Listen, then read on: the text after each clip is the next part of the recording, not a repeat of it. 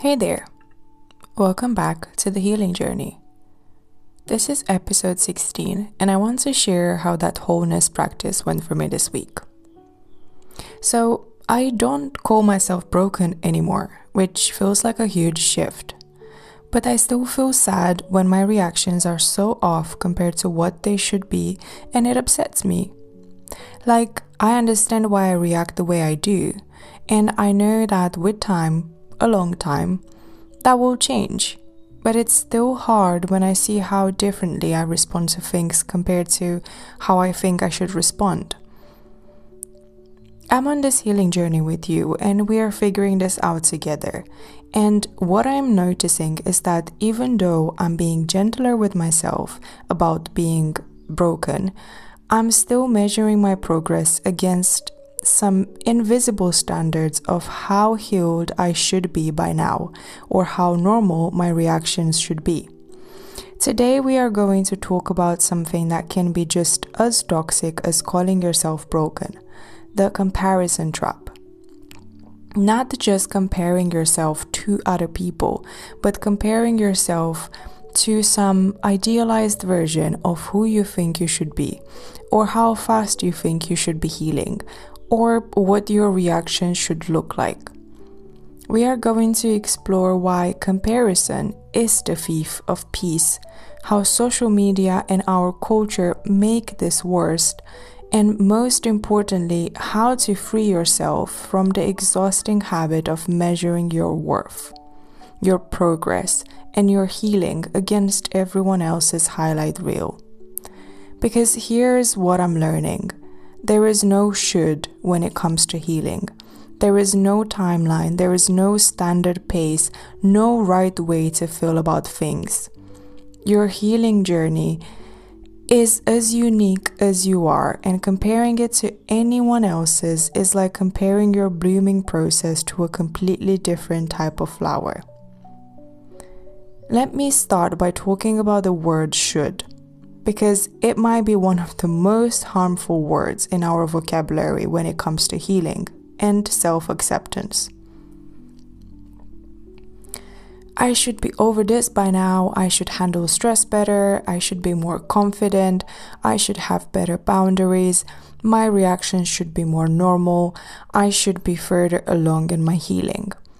Every single one of these thoughts creates suffering, because they are comparing your actual experience to some imaginary standard that may not even be realistic or even relevant for you.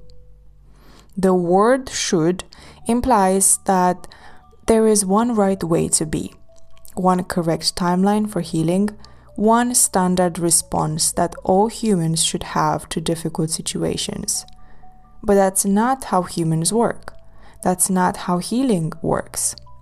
Your nervous system developed its patterns based on your specific experiences, your biology, your environment, your resources, your support system. Another person's nervous system developed based on completely different factors. So why would you expect your healing journey to look the same as theirs? Social media makes this comparison trap so much worse, because we are constantly exposed to other people's curated versions of their lives and their healing journeys. Someone posts about their breakthrough in therapy, and you think, I should have breakthroughs like that too. Someone shares how they handled a difficult situation with grace, and you think, I should be able to do that too. But you are comparing your real, messy, complicated internal experience to someone else's highlight reel. You are seeing their best moments, their most articulate reflections, their biggest wins, not their 3 a.m. anxiety spirals, not their days when they feel like they're going backwards, not their moments of feeling overwhelmed or reactive. Even in therapeutic or healing communities, there can be this subtle competition about who's more healed, who has better insights, who's doing the work right. But healing isn't a performance. It's not a race. There is no prize for being the most evolved person in the room. The comparison trap is especially painful when it comes to trauma and healing because trauma is so individual. Maybe you have complex PTSD and someone else has situational anxiety. Maybe you grew up in chaos and someone else had one difficult experience as an adult. Maybe your nervous system is highly sensitive and someone else's is naturally more resilient. Comparing your healing to theirs is like comparing recovery from a broken leg to recovery from a spinal injury. They are both legitimate injuries that deserve care and support, but they are going to require different treatments, different timelines, and different accommodations. And here is something that's really important to understand. Appearing more healed doesn't actually mean someone is more healed. Some people are really good at managing their reactions in public while struggling privately. Some people have learned to intellectualize their healing without actually feeling it in their bodies. Some people talk a good game about self-love while being incredibly harsh with themselves internally. You can't tell from the outside how someone is really doing on the inside. So using other people as a measuring stick for your own progress is not only painful, it's also inaccurate. But the most insidious form of comparison might be comparing yourself to who you think you should be at this point in your life. This is when you create an imaginary version of yourself. One who's confident, who has perfect boundaries, who never gets triggered, who handles everything with grace and wisdom. And then you beat yourself up for not being that person yet. This imaginary should-be version of yourself is usually based on unrealistic standards that don't account for your actual history, your actual circumstances, your actual nervous system, or your actual human limitations. When you catch yourself thinking, I should be better at this by now, ask yourself, according to whom? Based on what timeline? Compared to what standard? Usually there is no good answer to those questions because the should isn't based on anything real. It's based on shame, on internalized messages about how fast people should heal or grow, on cultural myths about what emotional maturity looks like. The antidote to comparison isn't trying to stop comparing altogether. That's probably impossible given how our brains work. The antidote is developing what I call curious compassion about your own unique process. Instead of, I should handle this better, try, I'm handling this the way my nervous system knows how right now, and that makes sense given my history. Instead of, I should be over this by now, try, healing doesn't have a timeline and my system is processing at exactly the pace it needs to. Instead of, other people don't struggle with this, try, everyone struggles with something. And this happens to be one of the things I'm working on. The shift from judgment to curiosity changes everything about how you relate to your own growth and healing. It helps to remember that everyone you are comparing yourself to is also struggling with something. The person who seems to have perfect boundaries might struggle with intimacy. The person who never seems anxious might struggle with depression. The person who appears super confident might struggle with perfectionism. We all have our things.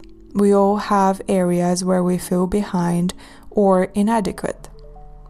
The difference is that some people are better at hiding their struggles, or they are struggling with things that are less visible.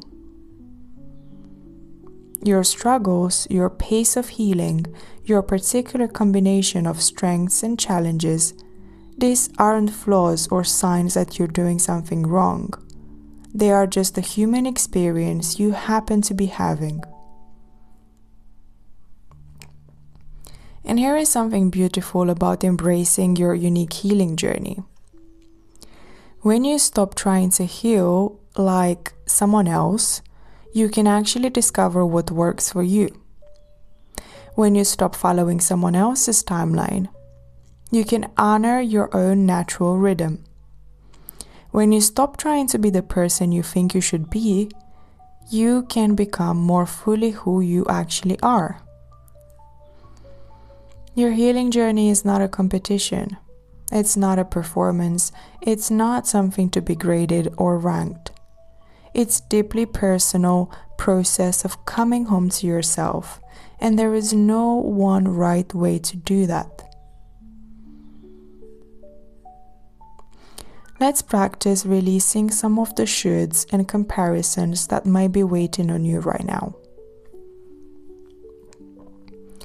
Take a comfortable position and take a few slow breaths. Bring to mind one area where you've been comparing yourself to others, or to who you think you should be. Maybe it's how you handle stress, how confident you are, how well you set boundaries, how quickly you're healing from something. Notice what comes up when you think about this area. Maybe there is frustration, sadness, shame, or just a heavy feeling of not being good enough. Now, instead of judging yourself for not measuring up, I want you to get curious about your actual experience.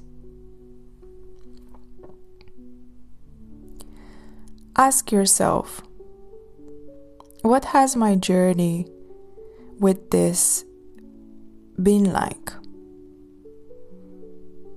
What have I learned? How have I grown, even if it doesn't look like traditional progress?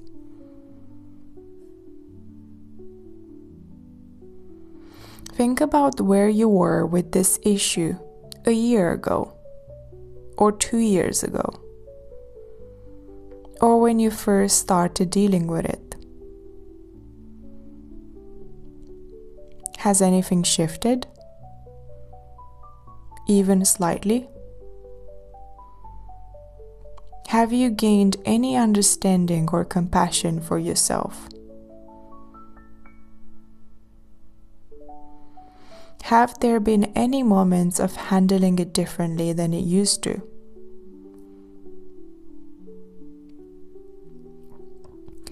Sometimes progress doesn't look like arriving at some destination.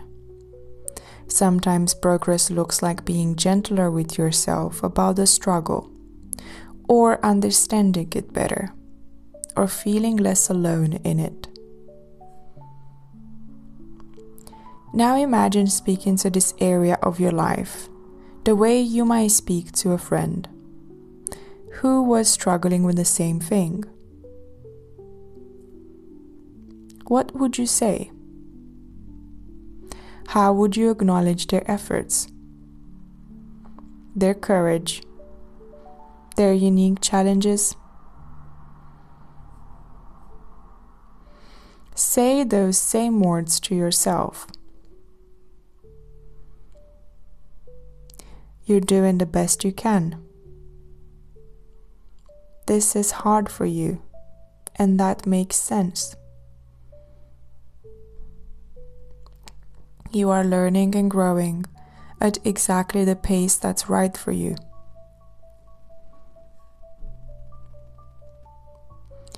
Take a moment to appreciate yourself for everything you have survived, everything you have learned, every small step you have taken toward healing and growth. Not because you should appreciate yourself, but because there is genuinely a lot to appreciate. Now imagine releasing the need to be anywhere other than where you are right now.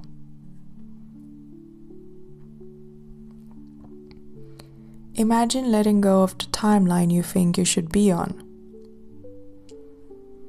the progress you think you should have made,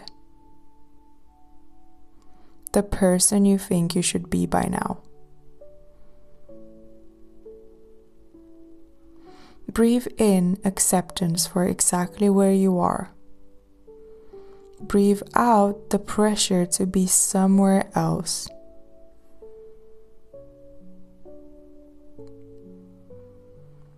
Feel what it's like to just be here,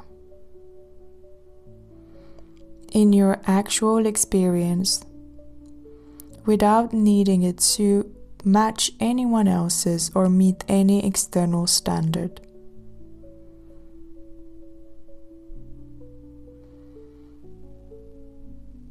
Maybe there is a relief or softness, or just the sense of coming home to yourself. This is what it feels like to be free from comparison. Not better than anyone else, not worse than anyone else, just uniquely you, on your own path, in your own timing.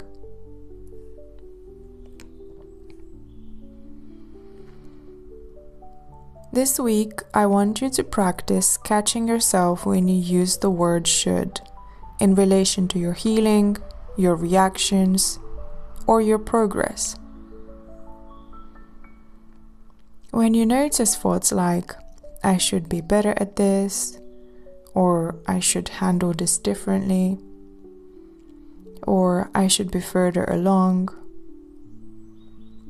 pause and ask yourself, according to whom? Says who?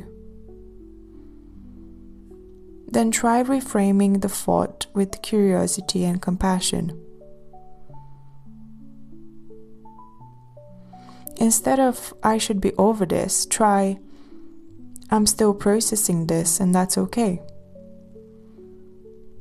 Instead of, I should react differently, try, this is how I'm reacting right now. And there are good reasons for that.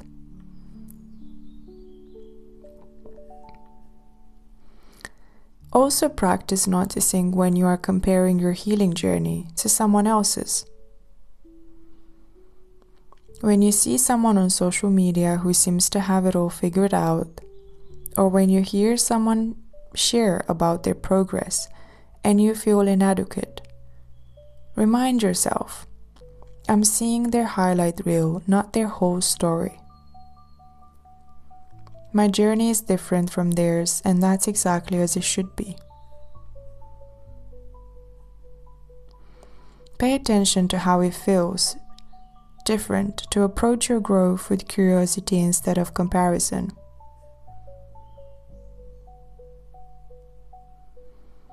Maybe there is less pressure, less shame, more self-compassion.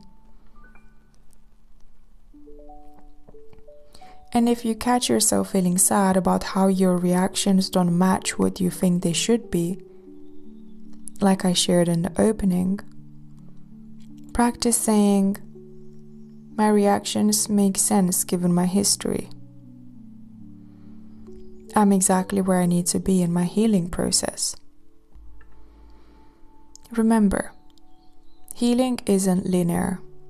It's not a competition. And there is no right timeline. Your only job is to be compassionate with yourself as you grow at your own pace. What I love about letting go of comparison is how much energy it frees up. when you are not constantly measuring yourself against others or against some impossible standard. You have so much capacity for actually living your life and enjoying your growth. Your healing journey is as unique as your fingerprint. No one else has your combination of experiences, challenges, strengths, and circumstances. Not even your siblings. So comparing your journey to anyone else's is like trying to use someone else's prescription glasses. It's never going to give you a clear view. The only comparison that matters is between who you are now and who you were before. And even then, be gentle. Some days you will feel like you're moving forward. Some days you will feel like you're moving backward. And both are part of the natural rhythm of growth. Next week in episode 17, we are going to explore kindness as inner medicine. How the way you treat yourself internally is actually medicine for your nervous system and your overall well-being. Until then, practice catching those shoots and releasing the need to heal like anyone else. Your pace is the right pace. Your journey is the right journey. You are exactly where you need to be. I'm on this journey with you, learning to let go of comparison too. Thanks for being here with me today. Take care of yourself, and I will see you next week.